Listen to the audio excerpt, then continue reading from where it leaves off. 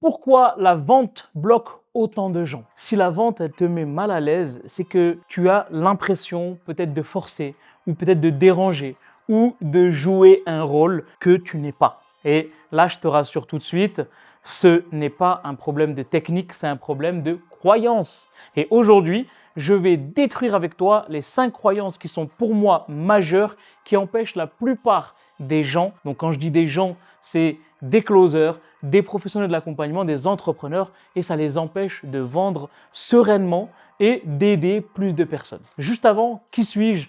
Si c'est la première fois que tu tombes sur l'une de mes vidéos, je m'appelle Rachid Akbal, je suis coach en psychologie de la vente et je suis aussi le Head of Sales, autrement dit le directeur des ventes chez Coleman Publishing, où on a fait un peu plus de 4 millions d'euros encaissés sur 2025. Donc, sans plus tarder, on va aller dans les croyances limitantes.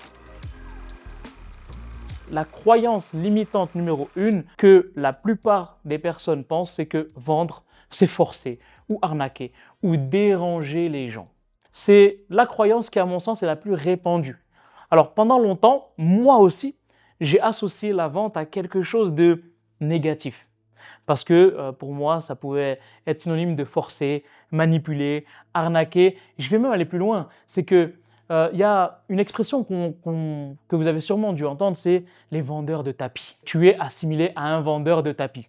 Et moi qui est marocain, moi j'ai été amené à être devant des vendeurs de tapis, des vrais vendeurs de tapis. Et ils sont d'une gentillesse, d'une empathie, d'une ouverture d'esprit, d'une compréhension et d'une écoute active hors norme. Et donc pour moi, être un vendeur de tapis, c'est pas quelque chose de négatif. C'est pas forcer, c'est pas manipuler, c'est pas arnaquer. C'est écouter et donner à ton prospect ce dont il a vraiment envie de voir, d'avoir pour se décider à acheter. Quand tu es un vendeur de tapis, tu veux un tapis jaune, on va pas te vendre un tapis rouge, on va te ramener un tapis jaune. Donc le vendeur de tapis, vous savez, ce sont juste des expressions qui nous mettent des croyances limitantes. Et j'aimerais vraiment qu'on remette un petit peu les pendules à l'heure, en quelque sorte. C'est faux, ce sont des croyances limitantes, des croyances bloquantes. Et aujourd'hui, bien, on va recentrer tout ça. Vendre, c'est pas négatif. Alors, pour ça, je vais aussi te dire une chose qui est très très claire. Vendre, c'est pas forcer, oui. Vendre, c'est aider.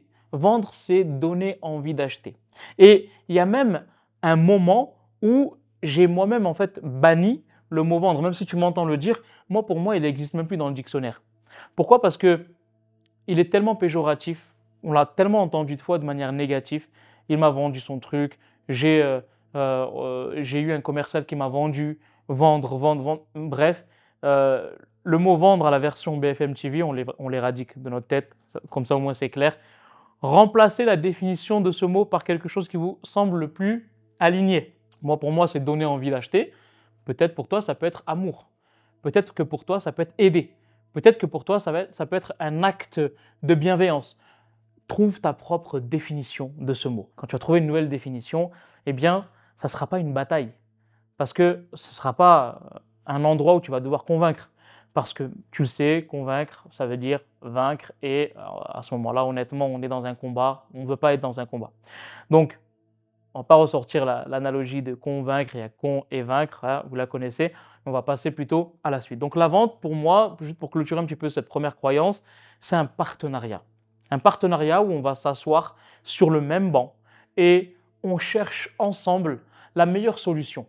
Et pour ça, eh bien, il y a un échange, il y a un dialogue, il y a une communication, il y a une sincérité d'écoute et une sincérité profonde de vouloir comprendre, de vouloir s'intéresser. Voilà, toutes ces choses-là, c'est, voilà, on est assis côte à côte et non pas en face. On n'est pas dans un combat face à face, on est tous les deux assis côte à côte dans un banc, on discute, on essaye d'aller chercher de la profondeur. Ok? Donc, quand moi personnellement j'ai commencé dans la vente, on m'a appris à suivre un script, hein. Voilà, j'ai commencé comme tout le monde dans les débuts, il y a 5 ans, script, toutes les formes de pression, l'agressivité malheureusement. Voilà, je suis passé par là parce qu'on m'avait demandé de le faire, mais au fil du temps, j'ai vite lâché le truc au bout de quelques mois parce que j'étais pas aligné. C'était pas ma place. Alors, à ce moment-là, j'ai en quelque sorte tout jeté à la poubelle pour me concentrer sur la psychologie humaine. Pourquoi? Parce que je me suis dit, si les plus grands prophètes des plus grandes religions, les plus grandes spiritualités ont réussi à donner envie d'adhérer à une idée sans forcément vendre, sans script, sans agressivité, bah, c'est que forcément, en fait, il y a une psychologie humaine derrière tout ça. Et c'est vrai. Et le cerveau de l'être humain, il fonctionne de la même manière pour tout le monde. Et quand tu comprends ça, hein, si tu regarderas une des vidéos qu'on appelle la psychologie du neuro-DEA, aller dans l'atelier de donner envie d'acheter 2.0, tu vas comprendre effectivement les 6 étapes en termes de neurosciences qu'ils disent et tu vas comprendre en fait ce que tu fais dans les appels et la puissance que ça a. Et c'est là à ce moment-là que j'ai compris qu'il y avait un truc fondamental. Personnellement, je devais arrêter de vendre, je devais plutôt donner envie de. Bah, ici, c'est donner envie d'acheter. Et à partir de là, bah, carrément tout a changé. Les croyances limitantes, ils ont explosé, ils sont explosés, ils ont disparu en quelque sorte. Et donc là, on est reparti sur un recentrage. La croyance limitante numéro 2. S'il me dit « je n'ai pas l'argent », c'est fini. Si le prospect me dit financièrement c'est mort, l'appel c'est fini. Bah, ça, c'est vraiment une croyance. Et celle-là, je l'entends vraiment tous les jours. Mais la vérité, c'est que l'argent, c'est une question de priorité et pas de capacité pour la plupart du temps. Quand il y a quelqu'un qui te dit « je n'ai pas l'argent », c'est qu'il, lui en tout cas, il veut te dire à ce moment-là, et très souvent c'est le cas, ce n'est pas assez important pour moi maintenant. On va donner un exemple très concret. L'exemple qu'on va appeler l'urgence vitale. Allez. Donc, je pose toujours cette question, moi, dans mes traitements des objections. Si demain, une personne que tu aimes a besoin d'une opération vitale, chirurgicale, qui coûte 5 000 euros, et qu'on est dans un pays, bien sûr, où il n'y a pas la sécurité sociale, et tu as autour de toi aucune aide, est-ce que tu vas te dire « Ah mince, je n'ai pas le budget » ou est-ce que tu vas plutôt remuer en quelque sorte ciel et terre pour trouver une solution? Et à ce moment-là, je vais voir une réaction sur le visage avec un sourire. La personne qui va me dire « Ouais, mais c'est pas pareil. » En fait, elle t'a dit « c'est pas pareil ». Mais crois-moi que la punchline que tu as envoyée, elle le fait travailler à l'intérieur. D'accord? Donc détache-toi de ce « ouais, c'est pas pareil ». Certes, c'est pas pareil, et tu peux lui répondre à ce moment-là « oui, tu as raison, mais tu as compris le principe ». Et là, il va te dire « oui, oui, j'ai compris le principe ». Et là, son cerveau, il est en train de travailler. Parce que vu que c'est vital, eh bien, c'est prioritaire. Et l'argent, eh bien, c'est plus le vrai problème à ce moment-là. Et donc, dans ton cas, c'est la même chose. C'est la même chose. C'est comment tu peux lui montrer la puissance de ton offre par rapport à l'objectif souhaité. S'il te dit financièrement, il ne peut pas, c'est OK, je ne peux pas. Pas de problème. Est-ce que, si on met de côté l'aspect financier, est-ce que tout est OK pour toi et est-ce que tu serais prêt à démarrer avec moi? Ah oui, oui, oui, oui. OK. Est-ce que tu as des solutions qui s'offrent à toi? Non. Là, tu peux glisser cette punchline que je t'ai envoyée, que je t'ai donnée, et tu verras que ça a un bon poids. On est sur la croyance limitante numéro 3, donc qui est « je dois suivre un script parfait et avoir une énergie de guerrier pour vendre ». Alors celle-ci, c'est vraiment une croyance limitante. Je vais commencer par la fin parce qu'il y a deux croyances dans celle-ci. Il y a le script à suivre et il y a l'énergie. Hein, c'est vrai qu'on m'a souvent dit « j'ai du mal à avoir l'énergie de Xena la guerrière ou de Hercule le guerrier ». T'en as pas besoin. En fait, c'est très simple. T'as pas besoin de t'inventer une vie. Si tu es de nature posée et calme, dans tes appels, tu seras de nature posée et calme. Si tu es de nature très joviale et très excitée, dans tes appels, tu seras naturellement jovial et excité. Et c'est OK. Après, ça va être de trouver un équilibre dans ton appel, mais tu n'as pas besoin de t'inventer une personnalité que tu n'es pas. Et pour ce qui est de suivre un script, bah là, forcément, tu connais ma devise. Suivre une trame, c'est 1000 fois mieux que suivre un script. Donc à ce moment-là, évite de suivre un script pour ne pas te robotiser. Donc cette troisième croyance-là que je viens de te citer, à moi personnellement, elle m'a fait aussi des dégâts. Parce que moi, personnellement, on m'avait aussi dit la même chose que toi, qu'il fallait que je suive un script parfait, avoir une énergie qui soit très très haute, en mode guerrier. Mais la réalité, c'est que le savoir-être est bien plus important que le savoir-faire. Hein. Et à ce moment-là, les gens n'achètent pas un robot, ils achètent un humain. Et l'humain, c'est toi en fait. Il t'achète toi pour qui tu es et non pas ce que tu proposes. L'être humain vient vers toi pour ce que tu proposes, mais c'est aussi et surtout pour qui tu es. D'où l'importance de ce savoir-être qui est super important. Hein. N'oublie pas, robot vs humain. Les gens ne veulent pas des robots, ils veulent des humains. Très important. Donc avec ces 3 croyances-là que je viens de te citer, j'espère que ça t'a donné, apporté au moins un petit déclic. Moi personnellement, quand j'ai débuté, on m'avait donné des consignes qui étaient très strictes. Suivre un script à la lettre, comme je t'ai dit tout à l'heure, avoir une énergie de Xena la guerrière ou d'Hercule le guerrier, de mettre de la pression aussi, hein. On nous avait appris à faire de la vente à l'américaine avec de la pression externe. Et le résultat, en fait, c'est que moi, personnellement, je m'auto-sabotais. Je m'auto-sabotais, j'avais l'impression d'être un robot qui récitait quelque chose comme des lignes, comme un perroquet en quelque sorte. Et forcément, au final, ça sonne faux. C'est pas toi. Et surtout, à ce moment-là, bah, ça ne te ressemble pas. Oui, mais ton prospect, il le ressent aussi. Jusqu'à un jour, bah, forcément, tu comprends. Tu prends des gifles et des prises de conscience. Et ce jour, bah, tu jettes tout à la poubelle et tu te concentres sur ce qui est important, donner envie de l'humain au centre du village. H2H, human to human, remplace B2B et B2C. Et à ce moment-là, bah, tu comprends que ton prospect, il ne cherche pas quelqu'un qui remplisse des cases en quelque sorte sur une feuille, mais il cherche une vraie connexion humaine. Et c'est en arrêtant d'être un vendeur technique que moi personnellement j'ai commencé à performer. Et c'est ce que j'essaie tant bien que mal de te transmettre à travers toute cette chaîne YouTube avec ces centaines de vidéos pour que tu puisses rester aligné avec qui tu es sans t'inventer une vie, sans te robotiser. Il nous reste encore 2 croyances à voir. Juste avant, pense à liker cette vidéo, à t'abonner si ce n'est pas le cas et peut-être même à la partager autour de toi. Ça ferait du bien pour nous, mais aussi pour toi. Croyance limitante numéro 4. Faire du follow-up, c'est harceler les gens.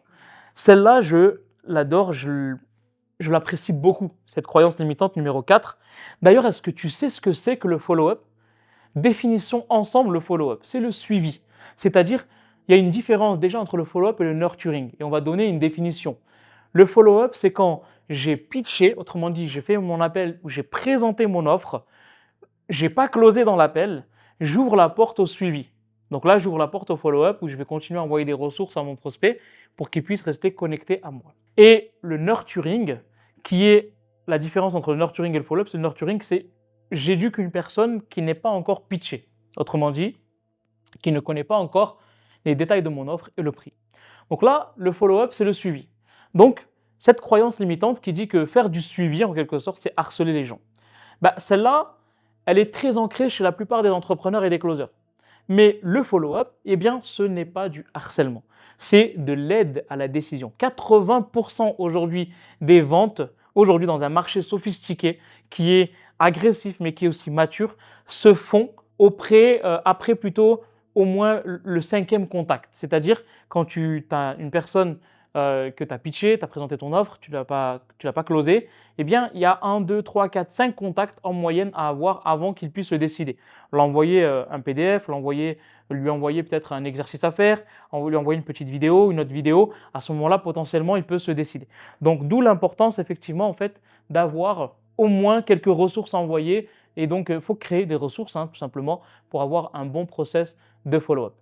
Donc, arrêter en quelque sorte après le premier appel ou l'appel de pitch, eh bien c'est souvent en quelque sorte significatif d'abandon. En quelque sorte, c'est comme si j'abandonnais la personne dans ses problèmes et je ne veux pas l'aider en quelque sorte. Donc ça m'est arrivé plein de fois, ça m'arrive encore des prospects que je suis pendant 10, 12, 18 mois, parfois en monologue, hein. Ça veut dire que j'envoie juste des ressources PDF, vidéo, etc. sans réponse et finalement ça finit par des ventes. Il faut avoir de la patience, il faut avoir de l'envie, mais c'est des ventes qui arrivent très facilement après. Ok? Donc, une fois que tu as compris l'importance du follow-up, eh bien, tu dégages en quelque sorte cette croyance limitante et tu peux avancer. La 5e et dernière croyance limitante, eh bien, c'est « je ne suis pas légitime ».